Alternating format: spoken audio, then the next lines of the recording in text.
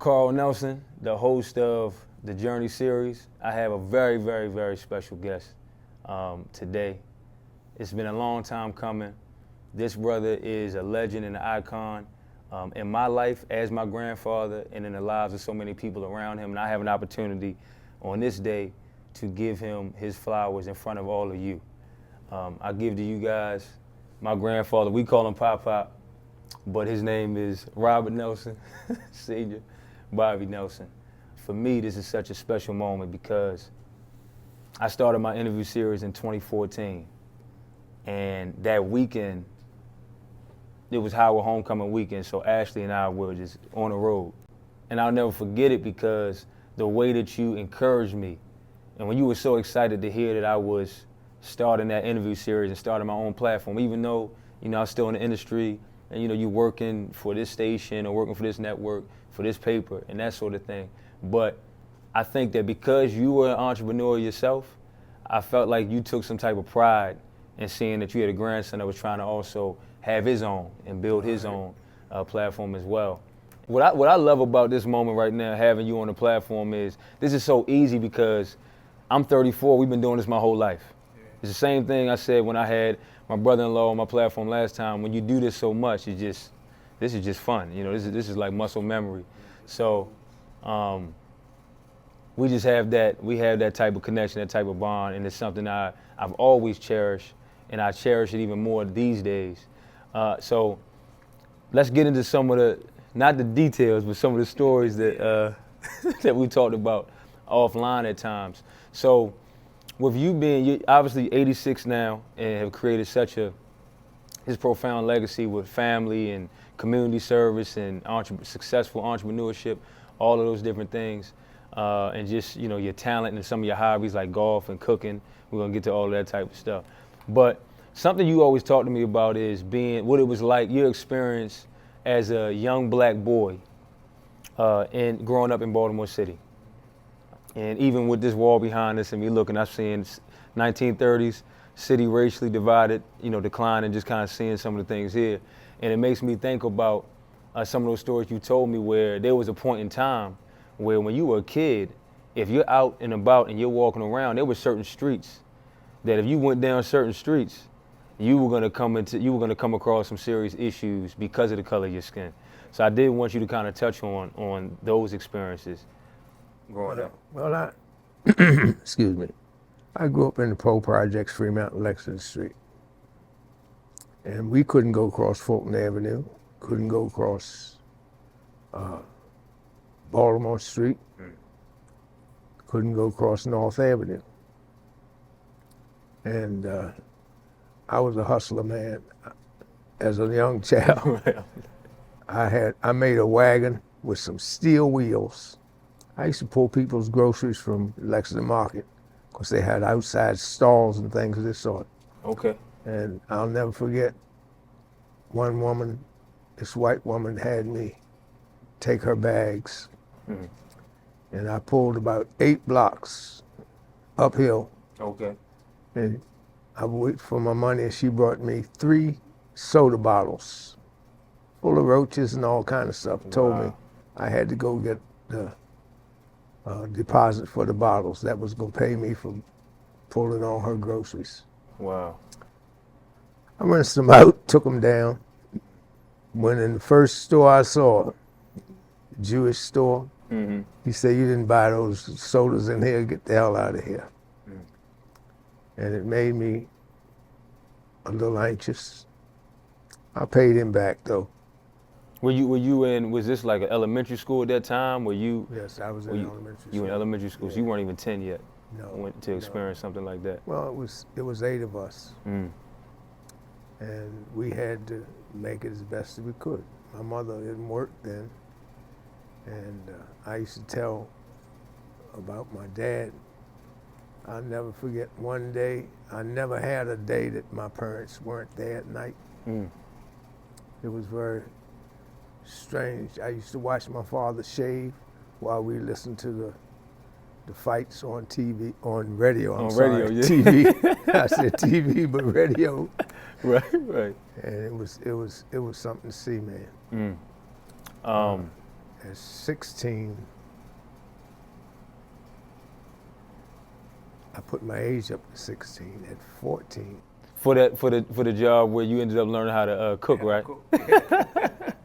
Tell that story, because that's something you always love to talk about. I was 15 and I was looking for a job, and somebody told me that the Sheraton Belvedere Hotel was hiring busboys. Okay. So I went up there and the man said, "Where's your work permit?" Oh man, I ain't had no work permit. I went down and got one, and I walked around for a while. Okay. He said, "You got to be 16. Okay. I bought a ballpoint pen and wrote my mother's name and my father's name on it and got the job. Wow. It It was some kind of time, man. I worked the lunch hour and the dinner. Between the two, I hung around the kitchen. And they had about 30 chefs or more. And one of them took a liking to me and taught me how to cook.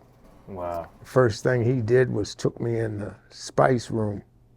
Okay. And he had this little stick, and he'd dip it in spice and throw it on my tongue. Say, "What do you think that goes with?" I'd say something. He'd say, "No, that goes with certain foods." And he did this on all these little spice cabinets. And he taught me how to cook.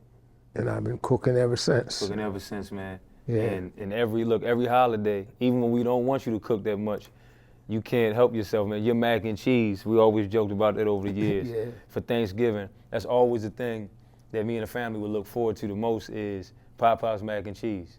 It's no one has been able to duplicate that. Even if they have your recipe, they still can't make it like the way that you make it. But it's interesting. For some people, they might look at cooking as like work. Right. So they might dread that process, but you've always just seemed to enjoy it, and it's something that's really always brought us together. Right. You know, it's just one of those, it's like an automatic thing. Come over your house and sit at the table and you're cooking something, or you're offering to cook something. Right. Well, But it seems to bring you a lot of joy, though. It does. Well, you got to eat. Well, If I'm going to eat, it better be good. absolutely, no, that's true. Absolutely. You know, Papa, you and Grammy, you know, it's a blessing. Like I said, 86, and you guys still here, alive and well. You've been here to see a lot of things, to see a lot of changes in society. Some for the good, some for the bad. But something that stands out is 2008, because I was 18, and that was my first opportunity to exercise my right to vote, and I had the opportunity to vote for former President Barack Obama back in that time. And I remember just the energy at that time, the way that people galvanized around him, especially the Black and brown community. What was that like? Did you ever think in your lifetime, did you ever think that you would live to see that moment where not only did America elect the first Black president of the United States, but he was qualified? Yes, he was overly qualified, overly equipped. Right. You know, he was the perfect man for that job. Yes, he was. And everything fell into place. Did you ever think you would live to experience something like that? No, I did not. No, I did not. Very strange. And he won back-to-back terms. Back to back. And I don't think there were many presidents at all. I don't care what nationality they were, that they didn't win like the fool that's already there now.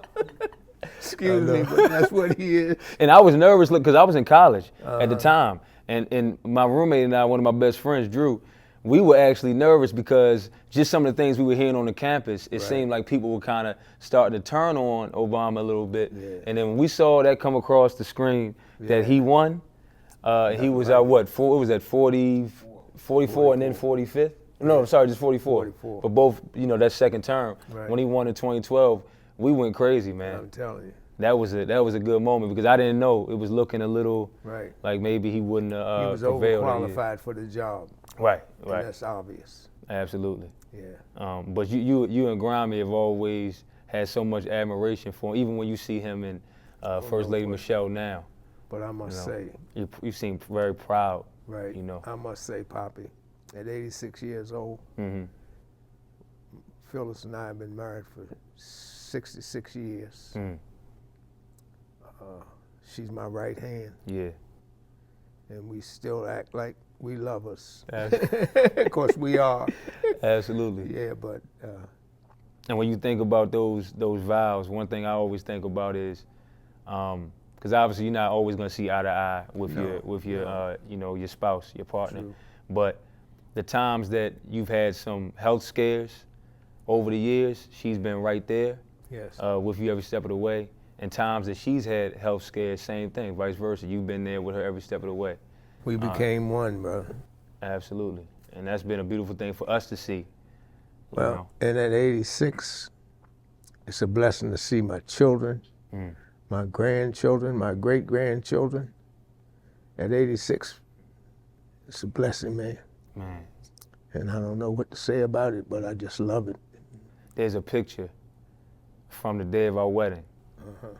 And it was so cool because to see all the Nelson men, we were missing a few, but to see yourself, my pops, you know, obviously I'm in the picture, Kobe, Right. you know, Uncle Todd, Uncle Rob, Uncle Keith, just seeing us all in that shot together. Yeah. That's a picture I'm gonna hold on to forever. I know. You Speaking of Kobe, oh man, when we left bro. church, Oh my God, Kobe would hold on my hand and wouldn't let go. I know. Stacy and Carl, y'all want to get him home, but he wouldn't let my hand go. We would come over to you all's house after church on Sunday a lot. I know. A lot. I know, and I enjoyed it. I still enjoy it. And now look what the last couple Sundays I was over there Sunday morning. Hey, look, Papa, I want to touch on the music. Let's go to the music for a second because now that's a part of your history. That's a part of your journey that I don't think I was around yet for all of that. No, so I hear all the stories from you know my parents and just some of the other family and the stories you told me and even your peers, right? But I want to go back to that because I'm sure the music scene back then it had to be interesting. Now you were young in those clubs, Right. Because my grandfather was a drummer. Yeah. So you were in a lot of the jazz clubs in Baltimore around that time. Yeah. You talk about when you learn how to cook, right, and getting that job and having to forge your mother's signature. Right. I can only imagine what you had to do to be able to go, not just walk into those jazz clubs at your, age of 15, 16, but you were on the stage, man. You graced the stage with a lot of big names and just on the music scene back then. Yeah. Let's talk about that time. What was the music scene like, especially with jazz music in Baltimore back in those Pennsylvania days? Avenue was jazz mecca. Okay. From one club to the other, from all the way down near Green Street, all the way up Pennsylvania Avenue, the Royal Theater, and clubs and restaurants up and down Pennsylvania Avenue. And they went as far as Division Street, all these streets. But the way I got into it was I played drums. I bought a drum when I was 14. Okay. I went to Callaway Music School, percussion school, and it was on Howard Street. And I bought this field drum, which was a marching drum, for $40 from the Con Music Store. Where'd you get the $40 to purchase that back? Well, I was a hustler. Wagons, you name it. Right. And I learned how to play this drum. And I started not waiting for the sticks to pop back. I used to practice on a pillar. Okay. So I used the French finger system, rather than all of this. It was in the hands and the wrist, the fingers. I learned how to read music for a long time. Taught yourself? Taught myself how to read drum music. And I had a whole set of drums after a while. I'd buy a piece here, a piece there, some good Zildjian cymbals. And I remember when Ray Charles came to Baltimore. Wow. And he didn't have a drummer. And they went to the Union Hall, 543, because in order to work in restaurants and clubs and all, you had to have a union card. Okay. I was only 15 with a union card. And somebody called the union and said, we need a drummer that can read music. Excuse me, but they said, get Bobby Nelson, he can read shit off of flypaper. And that's what they used to say every time they got a job. I think Uncle Todd knew that was coming. Right. And I played with Ray Charles in his 28 Peace Band. And I played at the New Albert Hall. He wanted me to go south. Man, I had school, so I didn't go. But when Miles Davis came to town, Wow. I had to play with him at the Tijuana. And from there, I played back at the Comedy Club with Al Hibbler and Della Reese. Della Reese, yeah. Yeah. There's a picture, right, Yeah. at the house that you, Yeah. I think she had signed, her name's on the back of it. Right. Right. She signed it for Phil. Wow. Oh, yeah. I used to take Phyllis everywhere I went. Wow. And she was only 16. And we had been dating since we were 15, you know. And that's the way that happened. But I got my 802 union card in New York. And I played with Miles Davis, Coltrane, all these people. But money just wasn't there. Right. And when I went to New York, Phyllis's sister her oldest sister lived in Brooklyn. And at that time, when I got to be 19, we had our first child, Rhonda. Okay, and on Rhonda. On Rhonda. Okay. And I used to carry them everywhere I went. And you, at that time, you were still playing, you were still in the clubs, right? Yeah. Wow. I played Minton's, Village Vanguard, Village Gate, all those places. But music just wasn't giving me what I needed. I needed funds. Right. And from there, we went back to Baltimore. Well, we lived in Baltimore. Right. At 19, we bought our first home on Dolefield Avenue. 19 years old, I went to Phi Beta, and he looked at me, he said, "How old are you, son?" I said, "I'm 19. He said, "We usually don't sell houses to 19-year-olds. But I convinced him, and we got the house, paid it off very quickly.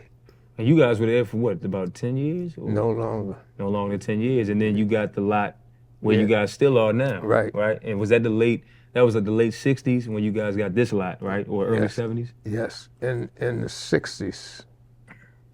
And couldn't build because there was no water, no sewage. And we walked down in the woods. In fact, we were with Phyllis's cousin, and his name was Itzy, and he and his wife Carolyn. Okay. They said, "Why don't you go for a ride with us?" We rode out Columbia. We were looking around, and Columbia was just being built. Okay. And on the way back, there was a friend of theirs who lived at the top of the hill of where I live now, because there was nothing but trees and shrubbery and all kinds of You guys junk. were like one of the first homes on that street, Yes, on sir. that hill. I Right? had but they didn't have any water or sewage. Oh, right. So that's what I was waiting on. And Agnew was the man. Okay. And everybody wanted to go get some water and everything. So he refused us a few times. Okay. And then we went down in the woods, and I saw this little tin sign that was laying over. It said Lewis Realty. I picked the sign up, took it down to Lewis. He said, "Yeah, that lot's for sale." So we bought 2 lots. And when we built the house, sewage and water had come in. But that took about 5 or 6 years while we waiting for some water. Right. And then the next house that came up had a septic tank. Okay. I wasn't going for that. And I'll never forget, we went to Towson to see about some sewage. And another maybe year or so, they came down and put water line and sewage in. Right. So now I'm ready to roll. We went to Pride Mark, and we looked at some stuff, some plans and all. And we bought this lot, and I bought the lot next door to me. So when we started building this lot, I said, "It says Pearl Street." Pearl Street was running right next to my side door. But that came later on. Where the carport is now. Yeah, where the carport is now. Yeah. So I said, "Lord, Phyllis, we can't have cars riding right by the door." Right, right. I went to M.O.R company, who owned the land at the time. They asked if we could buy the lot. He said, "If you buy one street one block of it, you got to buy it all. We bought 1, 2, 3, 4, 5, 6 lots. Wow. But the street was only like maybe as wide as this room. Okay. Cause you guys sold a couple of. I sold lots, 3. right? Like 3 of the Because I lots, didn't want to go across another road. Right. So we sold 1 lot to one guy behind me, and the next street over we sold another lot. Right. I bought them for $500, so I sold 1, 2, 3, 4 lots for $500 apiece. Wow. So I made a little profit off of it.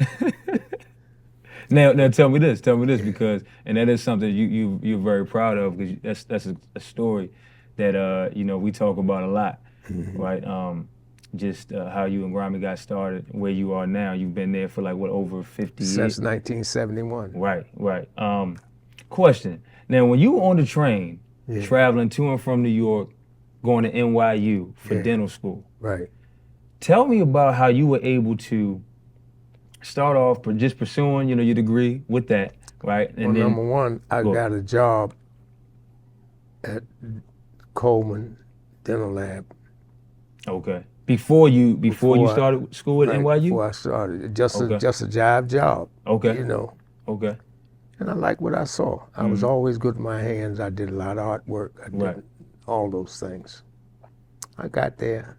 I walked in, and Louis Littman, who owned he was the son-in-law to the owner of Cooperative Dental Lab. Okay. And he hired me. I left Coleman because they weren't paying me enough money. Okay. I left Coleman, went to Cooperative, was on, and they had about 100 technicians.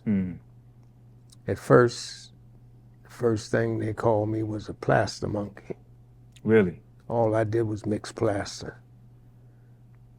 I looked around. There was no other black people in this place. So I went to Mr. Littman and said, Mr. Littman, I'm going to leave here. He said, oh, don't go, Bob. So at that time, he put me in an area, and I had to get a bar soap, and I had to get this bar ivory soap with a little penknife and carve a particular tooth. Playing drums, I used to wipe my drum down to make it shine with a piece of nylon stocking. Okay. So when I carved this tooth, I wiped it down with a piece of nylon stocking, and it looked like it was glass. Soling boy. I worked my way up to the top man in the Crown and Bridge department.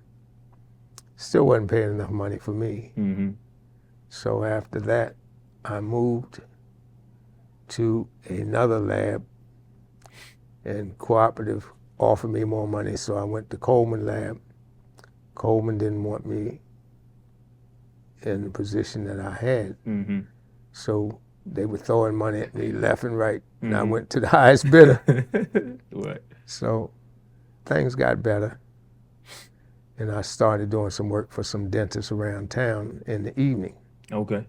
So I went to Cooperative. I worked till 5. From there, I'd go home and get something to eat, come back to Ray Gray's office, who was a dentist on Pennsylvania Avenue.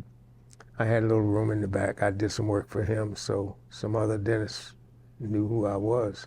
Okay. So they started sending me work. Okay. So it got real busy.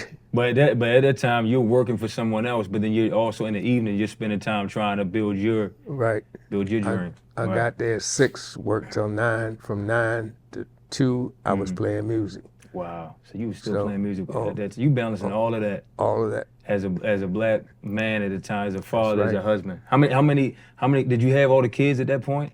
We had all but 2. All but my dad and Uncle Todd. Right. Wow. When we got 6 kids, man, it was rough, but we handled it. And at that time, Grimy was staying at home because she didn't go back to school. No. You didn't send her to school until she had all the children. There you go. Wow. Until they were old enough. Wow. Of course, I watched the kids while she went to Morgan. Okay. Morgan was only $76 a semester then. I wish I was living in those. $76 a semester. Can you believe it? Right. Tell me this, Pops. This is something I wanted to touch on too. You have this natural talent. Obviously, you're talking about the work that you did with your hands as a drummer, Right. and then even in dentistry, right? Because you went on to obviously create your own dental laboratory, Right. and I mean, you had that for decades, right? Right. And that in itself became a staple, a major staple in the Baltimore community. And even though you're not, working nowadays, I come across people. I came across someone at Carroll Park recently that said, "Your grandfather made my teeth." So obviously, man, you had your business definitely it traveled far. Even though you here in Baltimore, it really traveled beyond that, just in terms of the impact that it had on so many people. Tell me this, in terms of construction, like when it comes to construction and artwork, but mainly construction, because I feel like I've watched you build on different parts of the property. I've watched you build so many things on the property. So just you seem to have a natural talent for construction, for carpentry, for artwork. And now it's even kind of passed down to your sons. Just the other day, Uncle Tar's over there working on some projects. So can you talk about that? Where did that natural eye for construction, for carpentry, where did that come from? Well, what happened was AFL-CIO union. Mm-hmm. Well, let me back up. First, Okay. I had to get up. Number one, Phyllis's sister, who lived in Brooklyn, on Hawthorne, off of Flatbush. Phyllis and the kids used to come up, spend the weekend. They had off-campus studies during that time. Right. And I went to NYU. I qualified in the dental technology program. They had all-campus studies. You had to pick up your work. I'll never forget. They had these benches, a technician here, a technician there. They had big sides on it so you couldn't look at each other. Okay. And I was the only black in the class. Wow. There was a professor who was, everybody got an articulator. Articulator moves like the jaw. Mm-hmm. I do my work, take it up. He'd take a look at it. He had a big trash can next to him. He'd beat it off in the trash can and said, "Nelson, do this again." Another little Italian boy sitting next to me. I said, "Mimi, take this up there." He took it up.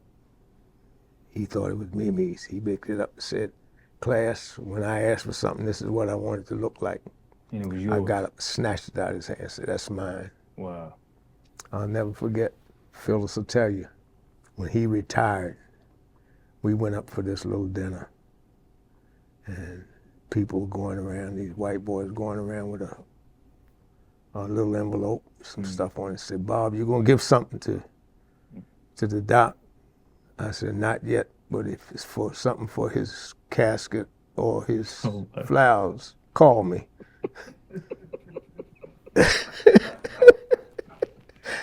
That's the pop-up I know right there. I said, "Call me if you want something. At that time, I'll give you anything you want. Just make sure you won't be there."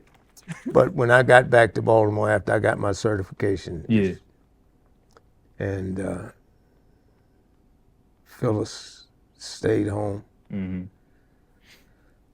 AFL-CIO union, they had a little class, and I took the class over. I was teaching dental technology. And I was the dean of the class, but I hired some other people.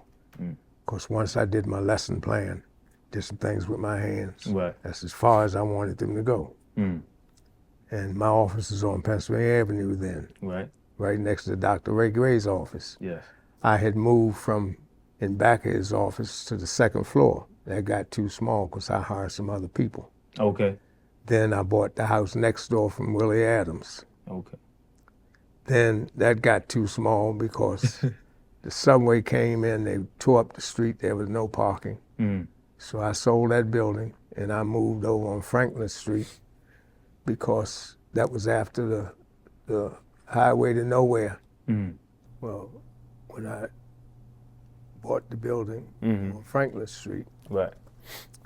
and we had the building all done up, business got a little slow. Okay. So I went downtown during the time that they were getting licensed for construction. I went down there. It must have been 75 people in the room. Okay. They gave me my booklet. I sit down.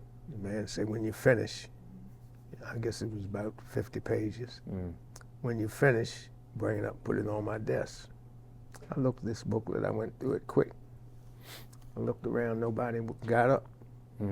I went back to the first page. I didn't find anything I had to change. So I got up, put it on his desk, and walked out. My delivery man, who had a car that I had supplied him with, that was pick up my dental cases and bring them to the lab. I called him and said, Dave, I'm ready to go back. Nobody came out but me. The next day in the mail, I got my license. Oh, wow. I had passed. So I started doing some work in the basement of the building. Of course, it was 4,800 square feet. Okay. We had a whole mill in the basement. So now at that point, you had your dental laboratory and you had a construction company Yep, going dental at the lab same on time. the second floor. Wow. And I'm telling you, over the years, if you ever go where, if you're familiar with my grandparents' home and their property, man, over the years, my grandfather, he has been able to add on to, my grandfather's been able to add on to the house and to the property, and he makes it look so easy. That's the thing about it. He makes it look so easy and he enjoys it, but that's also become a bonding tool for us as well, because my dad's been over there over the years helping projects. My uncles, Uncle Todd, my other uncles, when they're in town. Yeah, they all and you work got for me me. and Kobe involved too. Yeah, there it is. Right, and you had sons working for you, absolutely. Right. So that's just an amazing thing. Here's how I want to kind of close this out, Pop, because this has been great. Phi Beta Sigma, because I've also view you, I told you even off camera, that I also view you as a community hero because of your servitude and the work that you've done in the community over the years. And obviously you're a lifetime member of Phi Beta Sigma. Yes. You've been, a part of that fraternity for decades at this point. Your name is on Howard University's campus, right? So I think that speaks to just the impact you've even had there. But something I think about is you did a photo shoot some years ago with your sons, right? My dad, Uncle Todd, Uncle Keith, Uncle Rob, and you guys were wearing your Sigma gear. And I just want to ask you, how does that feel to know that not only are these your sons, but you guys are all part of the same fraternity and brotherhood as well? Yeah, well, I put my chest out every time. I was the only father with 4 Sigma sons. Wow. Robbie went to Towson. He finished at Morgan. Right. Carl went to Morgan. Keith went to Morgan. He was, in fact, Keith pledged, and he was the president of that. And was he like a stepmaster or something? Yes, he was. And friends used to come over, and all of them became Sigmas. Right. And they used to stomp on my floors, man. Good thing I had good hardwood. And Dad, what were you a part of at one point? Because you always talk about something that you were a part of that got you into. Junior fraternity in high school. I was the president of the Beta Club for 2 years, my 11th and 12th. Right. And he always talks about how that helped. Todd took over as president when I graduated. Oh, wow. He was president of the Beta Club. So we used to do a lot of events, fundraising, community service projects with that. Yeah. And see, it's interesting because the way that I was raised, the way my parents raised me, by the time I was in like high school and they give you the sheet of paper, you got to get these community service hours. By that time, I almost laughed because that was really just my day-to-day, my week-to-week was just serving in the community. Right. And that's because of you guys. That's because of you and my uncles and aunts. Because Aunt Rhonda does a lot of. I was the president of my line too, and I became president of the chapter. And I was in for life, and it's been a great deal of helping folks, which I've always done. Right. It's just in me. And they actually honored you some years ago, in recent years. I think I was either in college at the time or I was still in New York, so unfortunately I missed that. but you were able to have a lot of family and friends there, and they honored you. I know that had to just be a great experience when you can get your flowers like that. Yeah. You know. And it was. I lived Sigma, Mm-hmm. even though, like when we do our. In fact, I started the autumn evening with Sigma at Coppin. Yeah. You always talk about that. Oh man. You always talk about that. It was a moneymaker. We've done it for 6 years. And everyone asked, boy, when you gonna do autumn evening with Sigma? Right. And the president of Coppin was a Sigma. Okay. And the director of the Taurus Center was a Sigma. His assistant was a Sigma. And what we used to do was do a different motif every year. And the first year we did was autumn evening with Sigma. And people would come and get tickets. We'd fill the whole Taurus Center. Right. And I used to go out and get caterers to come in. We taste food and all, because we wanted things just right. And you told me that each floor kind of had its own own Out theme. of 4 floors, we Right. did it all. Man, this has been a long time coming. It's just such an honor and a privilege to be your grandson, you know, and to have you on the platform to be able to highlight your story, man. I'm so proud of you. You know, to have the opportunity to give you your flowers, man, while you alive and well. I just want to say I'm proud of you. Just really one man to another. You know, you are a best friend, a mentor, my grandfather, obviously, and man, I love you to the moon and back, man. And it's nothing I wouldn't do for you. You invested in me a lot coming up, you know, and my parents made sure that me and my brother and sister, you know, developed this thing that we have with you and Grimy, this bond. And I appreciate them for facilitating that. And I appreciate you and Grimy, you know, for initiating that as well. But all in all, Pop, honor and privilege to be your grandson. And I just wanted to use my platform to give you your flowers, you know, because you truly deserve them. And this is the Journey series where we have people from all walks of life, prominent people, common people. And you know, this is the platform where they can come here and they can tell their story, the full story, all aspects of the journey, from adversity to breakthrough and success. And you've had a lot of that in your life. And I love you, man. And I'm glad we did this. Love you, Pop. So it actually feels like just yesterday that we were here, right? Because you were being honored as one of the legends. You and a few of your peers were being honored as the legends of Carroll Park Golf Course. So we had the opportunity to come out here, me, my dad, my uncles. Then we had some cousins out here too. Right, we had a great and time. some other brothers. It was a great time. I want to ask you, what does Carroll Park Golf Course mean to you? And do you remember the first time you even stepped foot on this course? Yes, I do. Well, I was about 18 years old then. Okay. And it was the first course that I've known. And it's been said that this was, well, I know it's true, but this was the only golf course that black folks could play. And Joe Lewis played here. A lot of the other sports people and other sports, if they were black, they played here. There was no other place for them to play. Wow. Forest Park, when it came that Forest, if we could play Forest Park, it was only on Mondays. Okay. Every black person in the world was working on Monday.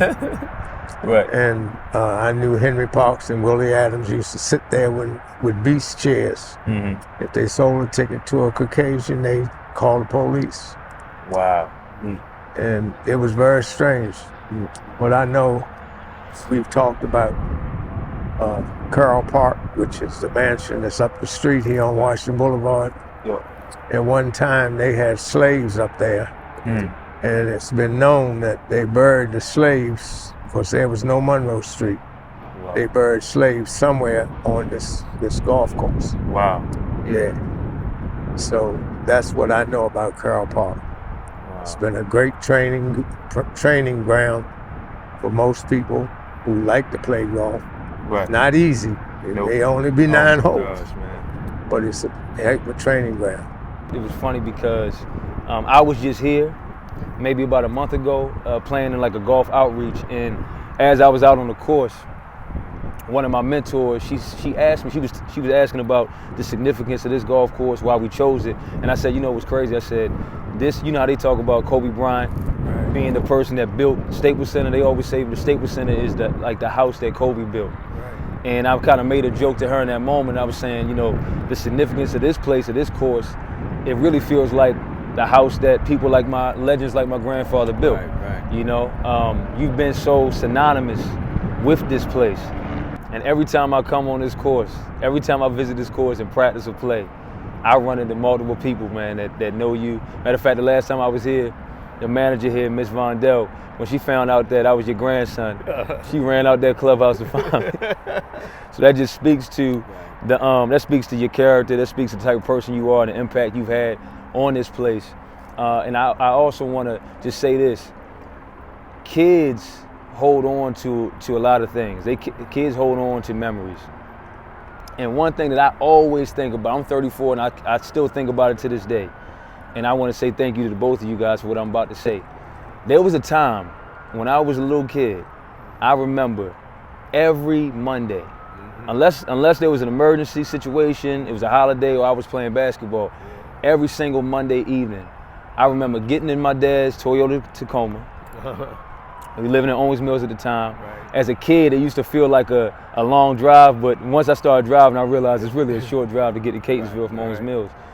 My pops would be playing Sade on the radio, and I'm sitting in the back either asleep or just relaxing, enjoying the ride. But we would come and pick you up every Monday evening, and we would drive to the driving range behind the airport. Yeah. What's that, Arundel Park? Yes. We did that every Monday, man. Look forward to it. Oh my gosh, and we would just go out there and just hit golf balls for hours. Sometimes under the bright lights because, you know, they had the field lights out there, and even when it was cold, they had the heaters. Yes. And that's something I still think about to this day, and that played a major role in the unbreakable bond that we have, that my dad and I have. Obviously, we started to get Kobe out there, started to get my uncles out there, and those are memories I still hold on to this day. And I just want to say thank you to the both of you guys for orchestrating that. And maybe you didn't know what you were doing at the time, but I still hold on to that today. And even when I'm practicing by myself, I still play that over and over again in my mind, some of the things that you guys have taught me on the golf course. And when I'm out there with friends, some of the things that you guys have taught me, it starts to come out because I'm giving them some of those same instructions and lessons. You know, were you guys thinking about it like that back then? Definitely. Oh, you know, definitely wanted to have that quality time. Always wanted my kids to grow up and learn from my dad, because he taught the game of golf with so much precision and so much class. Right. And he just had the skills that I didn't see in a lot of other golfers out there. He hit the ball long. He had a swing that was very consistent with his shots, and he could teach the game well. So I learned how to play golf from my dad. Right. All his sons did as well. And he was giving lessons to guys all the time. Everybody, we were trying to keep them away from him because we didn't want them to learn some of the tricks of the trade, right? But Dad, you know, he probably wasn't even charging these guys for lessons, but they'd be asking, and he would go ahead and welcome it. But we had to cut that off at a certain point because we didn't want him to give up all the great advice on how to play the game. But they were great times, and I loved having you guys come up and learn under his direction. And then, of course, I started sprinkling some of my skills in there, especially my long ball skills. The drive? Yeah. But it was a lot of fun, and those memories go on. And I know you guys used to love more than anything afterwards when Pop used to, Dad used to buy y'all some snacks. Oh, my gosh. Snack Shack. Gatorades and snacks and all of that. Ice cream and all that good stuff. Yeah. But, you know, I think about Tiger Woods comes to mind, too. I gotta touch on that for a second, just because us going out to the range, us playing a lot of golf together and that sort of thing. Man, used to have something called, we called them Tiger Sundays. And what a Tiger Sunday really was is, Sunday we in church, we leave church, right? So for those who's not familiar with golf, Thursday, Friday, Saturday, Sunday. That's the tournament, okay? Tiger, back in his heyday, on Sundays, especially in major tournaments, he's got his red and his black on, red and black. He's probably going into the final round up 5 or 6 shots, and we just know that he's gonna win that tournament. So Pop would say, get the whole family to come together and meet at the house, at the church, and have a meal. Either whether we're inside or if it's in the summertime, we're cooking out on the grill. And Pop would call those Tiger Sundays because he would have the TV out there. Right. And that's something I think about too. Just you as a family man, you always found any good excuse to bring us together as a family. Can you talk about why family is so important to you and just how much you love getting the family together? Yeah, well, to spend time. My parents, they believed in family. I had a grandmother on my mother's side. I had grandmother and great grandmother on my father's side. Right. And we always did things together. All my Sunday meetings from church as a child, and we'd go to my great grandmother's house where my grandmother lived, and we all ate together. Most amazing. That was like the hub. Yeah, for the family. That's what your house, you and Grandma's house became. And I like it. I love it. It's still like that to this day. To this day. Since I can remember. Family's everything. Yeah. If I don't have family, I don't have anything.